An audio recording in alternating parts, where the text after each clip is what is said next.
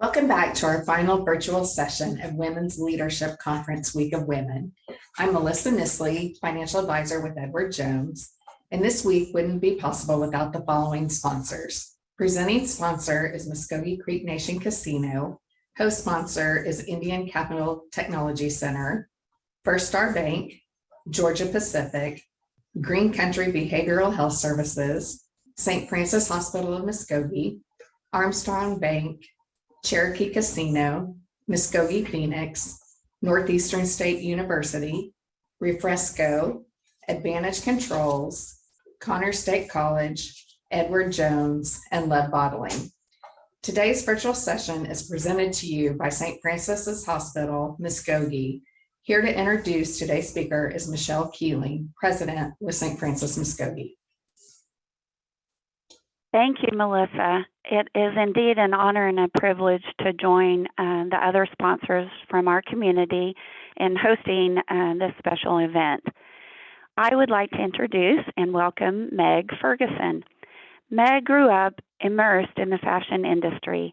Her grandma Betty was a seamstress who taught her how to sew, and her grandma Nona had a children's clothing store. At a very early age, Meg was taught how to quilt and embroider, readying herself for a career in fashion and costuming. Meg started her career in creative costuming at Walt Disney World. She later went to pursue a degree in fashion merchandising management and traveled the globe making unique costumes for multiple companies. In 2021, she appeared as a designer on season 19 of Project Runway. Meg still designs for her own company, the Atelier Company, combining high-quality materials with sophisticated and classically informed designs. She is all about celebrating and designing for every woman's beautifully unique body. Currently, Meg is making costumes in the film industry, and her latest project begins later this summer.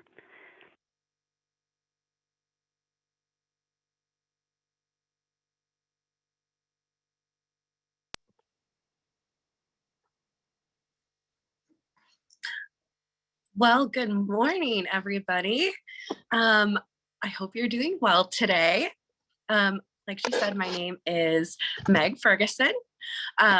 First, I just want to preface, if you hear snoring, that is going to be my 90-pound English bulldog, Meatball Ferguson, who is right next to me. So just, ignore the snores. Also, I do want to say I am not a public speaker. I have never claimed to be. So I definitely wrote myself a script, but I'm much better at kind of a Q&A kind of situation. So if you have questions, I would definitely love to answer those as well. So with all that being said, I would love to start talking about bespoke bodies in an off-the-rack world. So I wanted to start off with just a little bit of how sizing and fashion in America is. So since the 1930s, consumers swapped custom garments for ready-to-wear pieces. That means we were no longer making garments for specific women's bodies. The companies wanted to start mass producing and making more money, thus the ready-to-wear industry came about. The problem with the ready-to-wear industry, which is what most women now wear, everyday pieces. So when I say ready-to-wear, I mean, you can go to a store, you can go to Target, and you can pick something up and those are your clothes. That's ready-to-wear. So the problem with ready-to-wear garments, the way that you can mass produce them and make the most amount possible is to have the least amount of size differences. Well, all women should know that all women's bodies are different and all women's bodies are beautiful. So I think it's very, very hard for most women to be able to go to a store, pick something off the rack, and have it fit their body in a way that makes them feel beautiful and confident and empowered. And really, that's where we are in the fashion industry. The fashion industry is not really open to all women. We like to make clothes for sample sizes. But as we all know, that is not the every woman. And I think whenever I went on Project Runway, I've always wanted to make clothes for people that look just like me, that wanted something beautiful and to feel confident in, but I don't have thousands of dollars to do that. So I wanted to figure out a way to make essentially custom bespoke clothing for all women. And that's kind of how I started my adult journey into fashion. But now I kind of focus on costuming. And I focus really kind of in the film industry. And something that I really wanted to talk about is, unfortunately, in most industries, but especially in costuming and fashion, which are mostly women in our industry, we are vastly underpaid to our male counterparts in other facets of this industry, almost egregiously so. And so just to kind of illustrate this, whenever you're making a film, you know, you have the producers and the directors up top. Then you have your department heads underneath them. So you have your costume designer, your hair and makeup designer, director of photography, art department. Well, costuming and makeup have always been about 85% to 90% women. All of the rest of the departments in the film industry are 85 to 90% men. So whenever you look at the costume designer and her male counterpart, that let's just say director of photography, who is more than likely a man, the costume designer makes thousands of dollars less than his assistant designer and all of his apprentices. So this department head makes less than all of these people. That is what we're talking about. And it's 2022, and this is still happening today. Obviously, I've only ever been in fashion and costuming, so I don't have any experience in other industries, but I'm sure every woman sitting here today, something about what I just said resonates with whatever industry you're in. And it's so hard sometimes to wake up and we're expected to have this zest and this zeal for our career, which I do have.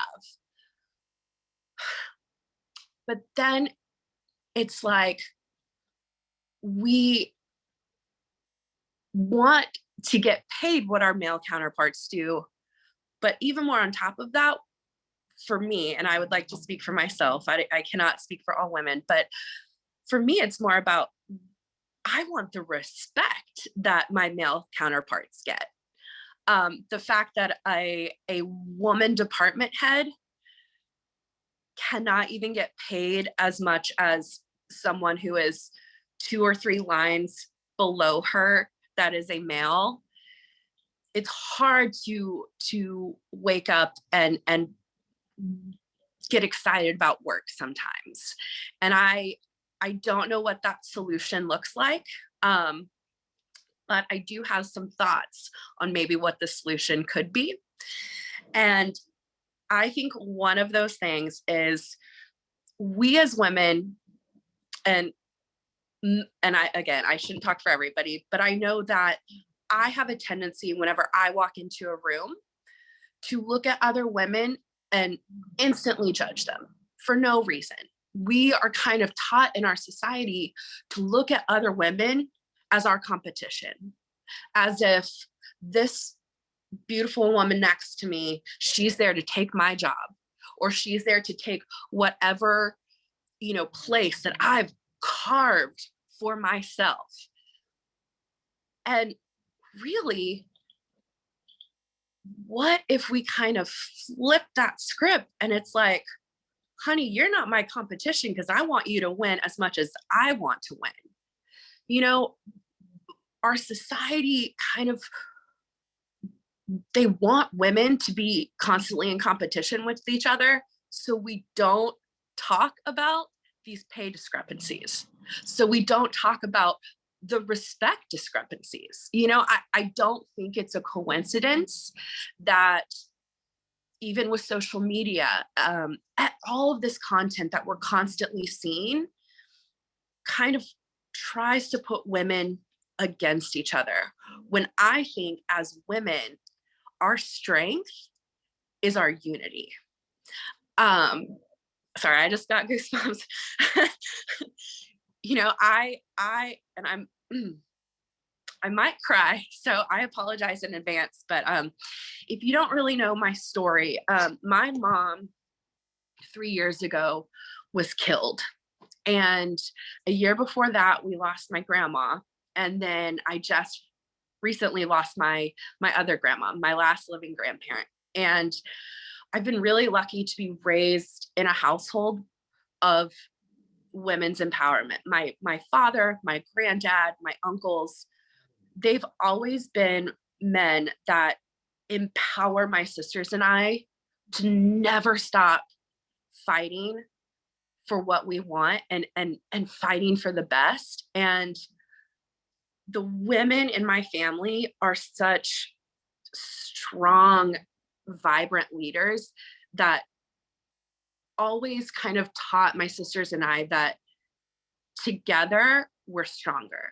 My sisters and I have this bond that, you know, I know no matter what happens, I got two girls right next to me, you know, and it's like, man, what if that was our world, you know, that we walked into a room and instead of looking at another woman as if she's my competition, I'm like, man, instant unity. I know no matter what happens, there's another woman in this room that would be right by my side. I would love to live in that world. I would love to live in that world where there are more women of color in the positions of CEO. I want to see a world where there are more women of color producers that produce the content that we're seeing on television. Again, I want to point out that most producers of our content are men. That is true. That is still true to this day. We are in 2022, and most producers of the content we see in film and television are men. And to add to that, they are not men of color.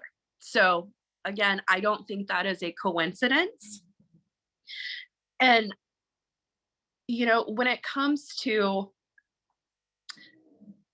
so many women before us have fought so hard to succeed, for us to just have one step higher of a chance. You know, I know that all of us can think about our aunts, our mothers, our grandmothers, our great grandmothers, about how hard they fought just to have a voice in this country and just to give their daughters, their granddaughters, their great granddaughters just a little bit more of a boost to even, you know, just to even get us an inch closer to where our male counterparts are, you know. And so I just kind of hope for women in leadership positions that we really start looking at each other like family, like this unified bond, that it doesn't matter what environment we grew up in,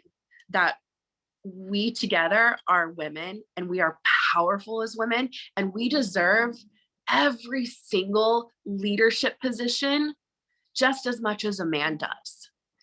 And that we deserve the respect at the table just the same as any other counterpart we have.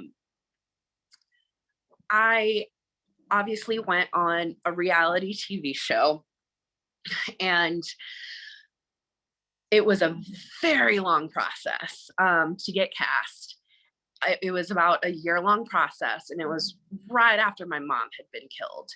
And I kind of had this feeling the whole time that it just wasn't right for me. And I couldn't explain it at the time, but the overwhelming sense of the opportunity kind of made me overlook my intuition.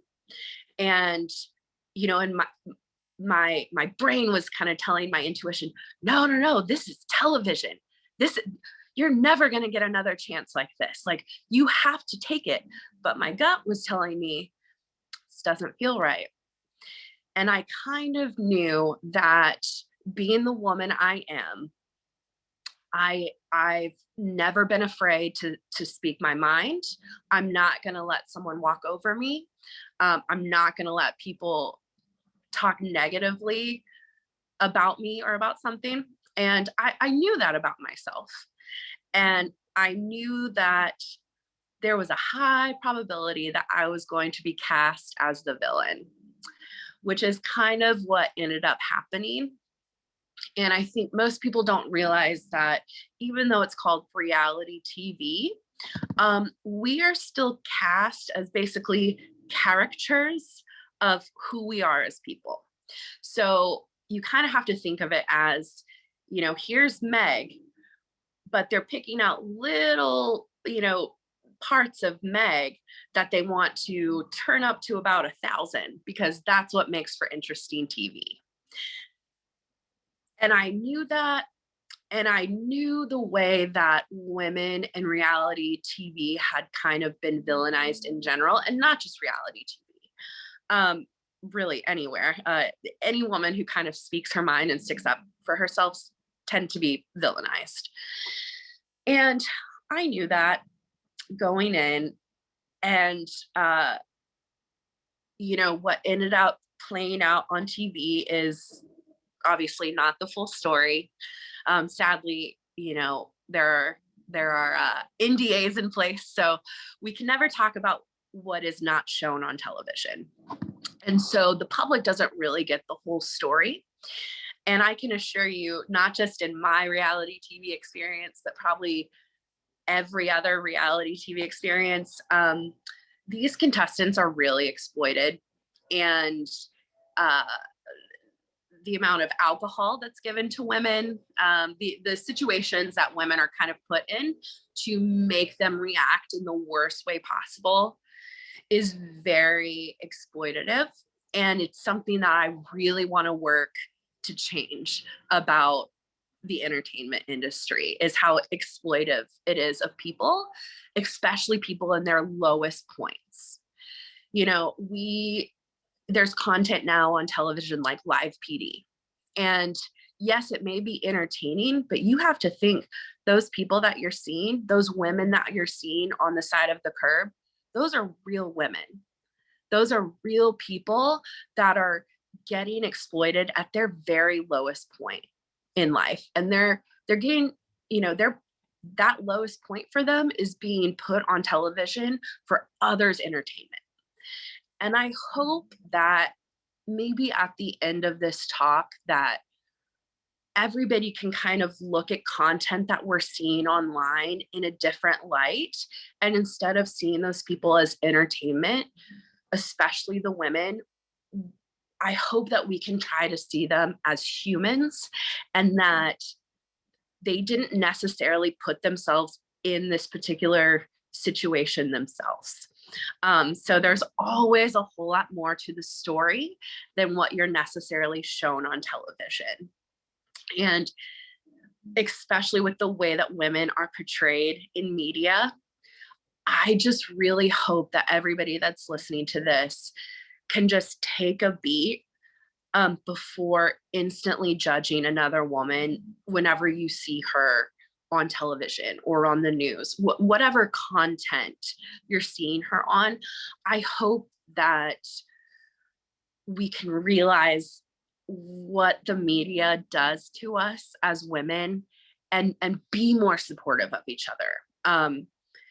Because it doesn't matter, you know, where you lie with your political views, your religious views, how you want to raise your children. At the end of the day, we're still united in the fact that we are women. We're all in this together. We are all trying to build a better lives for our children. I don't personally have children myself. I have nieces and nephews that I know that when I leave this world, I hope that they live in a world that is more supportive of each other and less combative and less judgmental. And maybe that's an idealistic thing. But you know, it takes positivity. And I know that sounds so trite, because I've been in some really deep, dark places where people are just like, try to be positive. And at the time, you just kind of want to punch them in the face, because that's not really helpful sometimes. But bitterness never helps anyone. And sometimes love and optimism and hope are really all that we have sometimes in trying times. And, you know, sometimes it does have to be enough. So anyway, I'm sorry, I went totally off my script, not gonna lie. But I would love to answer questions. I'm way better at a question and answer session than I am like this. And really, any questions you have, if it's about Project Runway, I'm more than happy to answer those. If it's about any other thing in my career, I'm more than happy to answer. Meg, thank you so much for the message that you gave us. I think it's very inspiring. You've gotten some nice comments on the sidelines. A few questions have come in. What sparked your interest in fashion?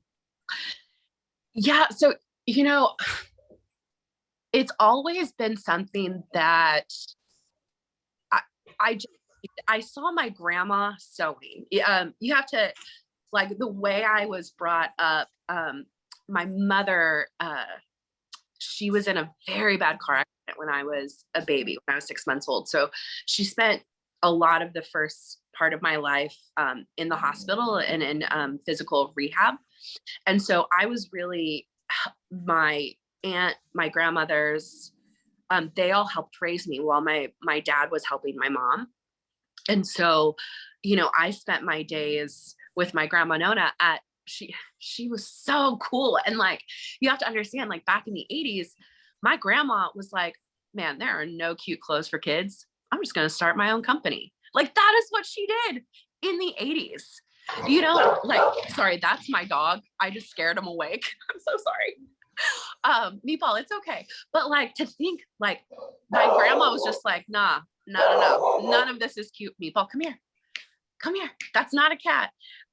And she started her own business. So I just could see my grandma Nona, my grandma Betty, and my grandma Betty, who was an incredibly talented seamstress. I'm like, I want to be just like them. Like, this is amazing. These girls and these women come in here and my grandma makes clothes for them. And then they buy clothes for my grandma and they leave so happy. And like the experience that we had at my grandma's clothing store of just, I know, I'm so sorry, Meatball Ferguson. I woke him up and he's like 90-pound panda bear, basically. Anyway, so that's really how I started. It's like seeing the change that like beautiful clothes can like bring to anybody, you know, men or women. I just loved it. And I was kind of caught on to sewing very quickly. And my grandma Betty was just like, you know, you're really good at this, you know? And I just kind of kept doing it. And just throughout my career, like I've had really cool opportunities to make some really cool things. This is a very humble brag, but like I got to make something for Tom Hanks, you know, like that's insane. I'm just a little girl from Tulsa, Oklahoma, you know, like I never thought that I would be making, like when I made something for Faith Hill and she like remembered who I was. I was like, this is crazy, like, man, it was so cool. And like, I love that. I love that, like, whenever I make a costume and these people I've looked up to my entire life put on something I've made, and it helps them to get into character for like these Oscar winning performances. Like, that's crazy to me, that's what I love. And the fact that like I have dear friends that have asked me to like make wedding dresses for them or to make graduation outfits. The fact that they asked me to make them something that will be a part of their memories for the rest of their lives. That's why I love what I do. I really do have like the best job ever. So I'm going to tagline on that with our next question. Somebody asked what your favorite piece was that you ever designed. Gosh, there's so many for many different reasons. Okay, I have to say this. So just because I'm Oklahoma through and through, like, I love Tulsa. I love the people of Tulsa. And when I say Tulsa, I mean like the surrounding areas too, Broken Arrow, Owasso, like, and so I got asked, Kristen Chenoweth did a Thanksgiving PBS special, and she wanted the entire crew, like the designers, everything, to be from the area. And so she asked me to make her a custom costume. And I got to like hang out with her for a very long time. And she was like, oh, call me Auntie Chrissy. And like, it was just like one of these experiences that like, I don't know, like she made me feel so like welcomed and loved. And she's just like one of these women that like you want. So it wasn't necessarily the costume I made for her that I was so excited about, but it was more the whole experience of like working with her and getting to like know an amazing woman like that who's been really influential in my life. I would have to say that would definitely be like one of my favorite experiences, my favorite costumes. Awesome. Okay, another question is, what is the best way to uplift other women, and some examples? Okay, listen, I love this question. And because I've recently started doing this in my life. So after, let me put it this way. After Project Runway, I was in the deepest depression of my life because I didn't know how I was going to be portrayed. I didn't know how my story was going to be told. So, there for like 8 months, I was just terrified. And so I was like, man, how do I change this fear into something positive? So I was like, I really am starting to try to follow my intuition. So anytime I'm out in public, if my intuition says about another woman, man, I like her boots, or man, her hair looks dope, I don't keep that in any longer. And I've just started, like, I'll be in line at, literally, this was the other day, I was in line at Hobby Lobby. It's my street name for Hobby Lobby.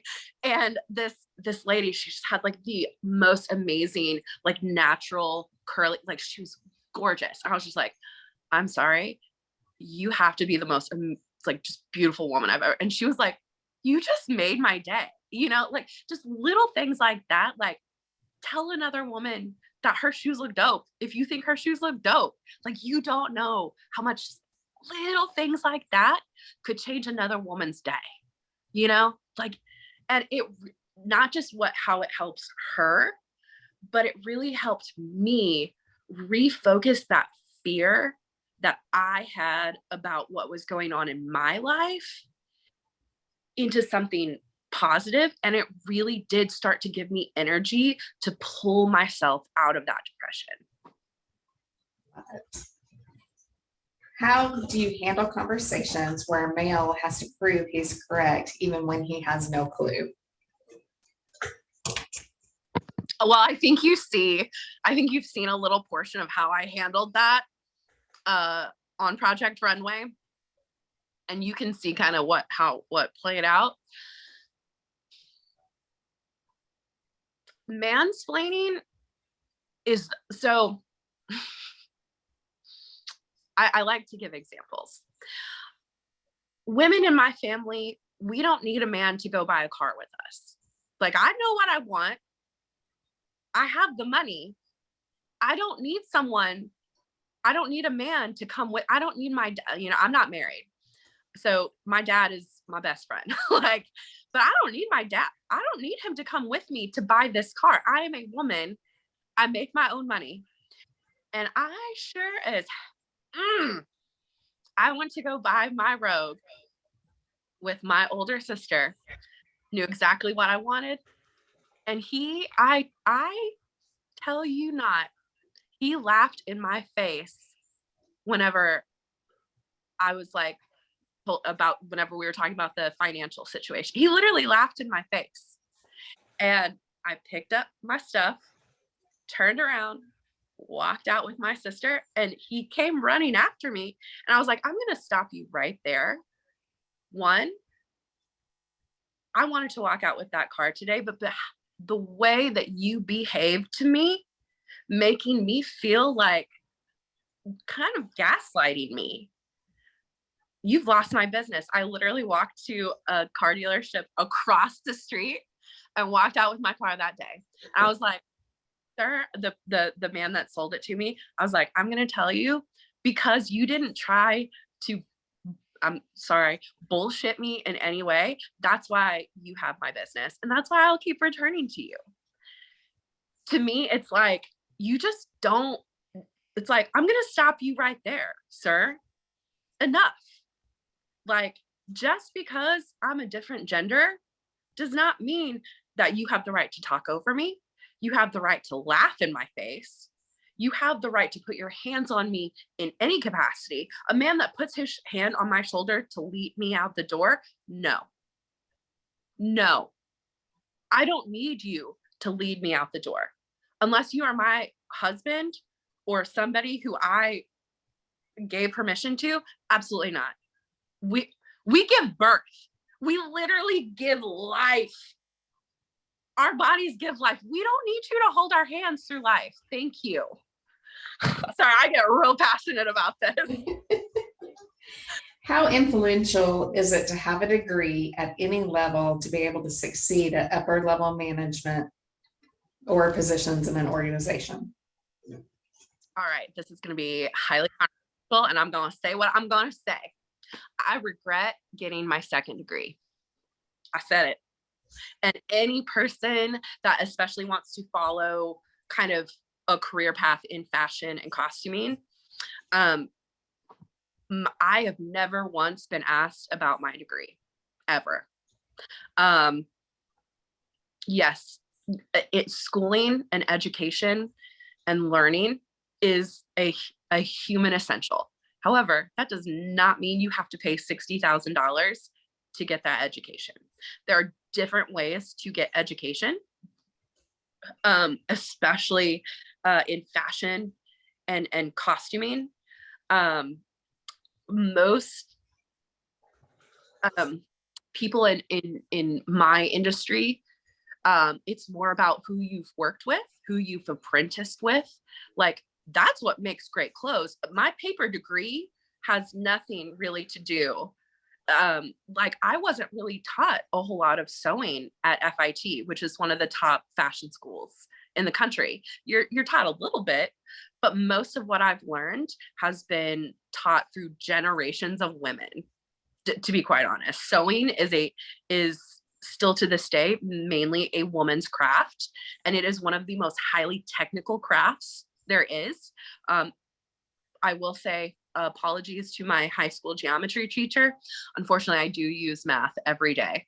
And I was that student in high school that was like, we're not going to use this. And then, 20 years, man. Okay, so speaking of sewing, where's a good place to start if you're just wanting to get into the hobby, and what machine would you recommend? Oh, that's a great question. So first, I would start YouTube and Pinterest, or even like TikTok. There are a ton of which actually is something I've really wanted to start doing, because I've been asked a lot to start like little sewing reels, or maybe like little sewing instructional videos for people that want to get into it.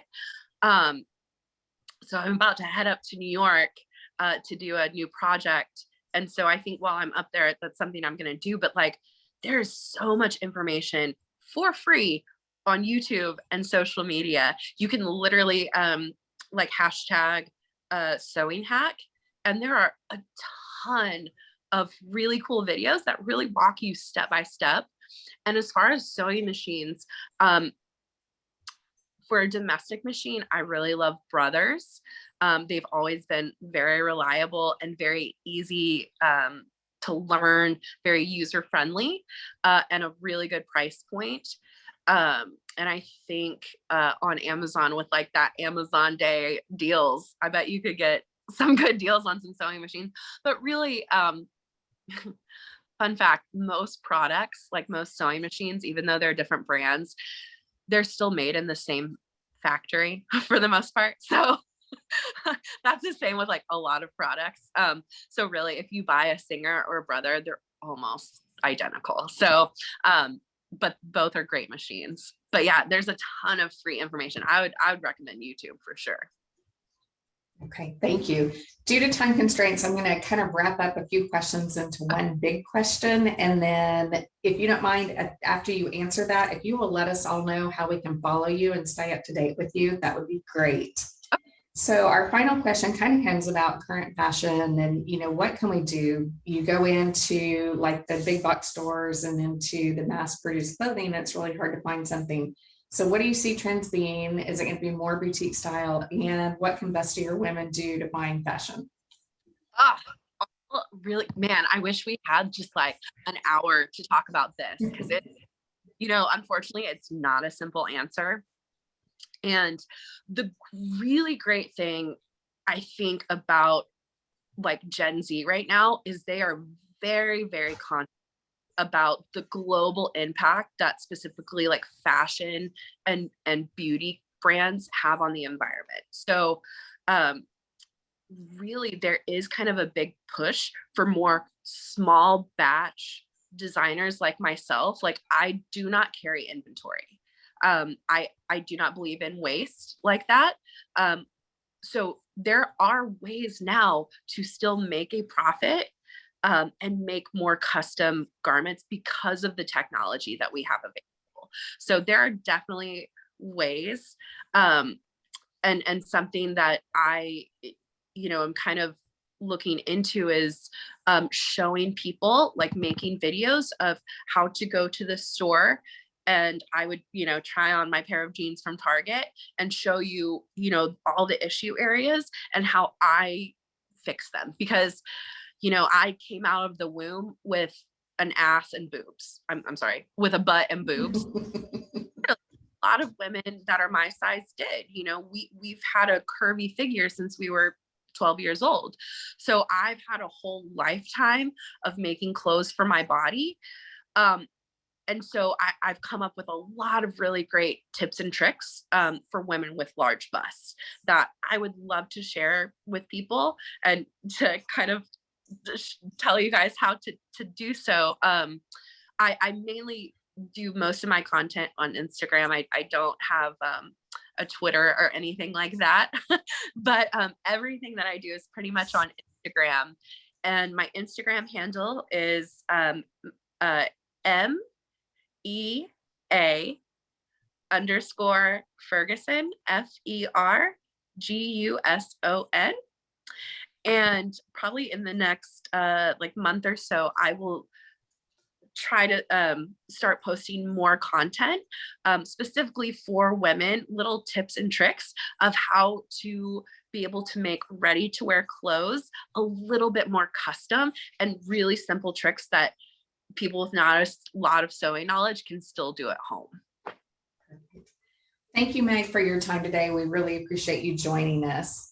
Yeah. This year's Women's Leadership Conference speakers are being recorded. If you would like to watch again or catch up on a speaker, you can go to the link provided in today's Women's Leadership email and use password 2022 capital WOW. Though this is our last virtual session this week, we are excited to see everyone who has registered for tomorrow's Women's Leadership Luncheon. This event will take place at Indian Capital Technology Center and will start at 11 a.m. Please enjoy the first hour to shop local boutique pop-up shops and booths, eat lunch, and catch up with conference attendees. At noon, our Friday keynote speaker, Sunny Lee with Channel 8 News, will begin her presentation. Thank you to everyone who has participated. This was truly another successful Women's Leadership Conference. And best of all, it is now giveaway time. Today's giveaway is this cute travel mug from Pinyon Creek Trading, and our special winner today is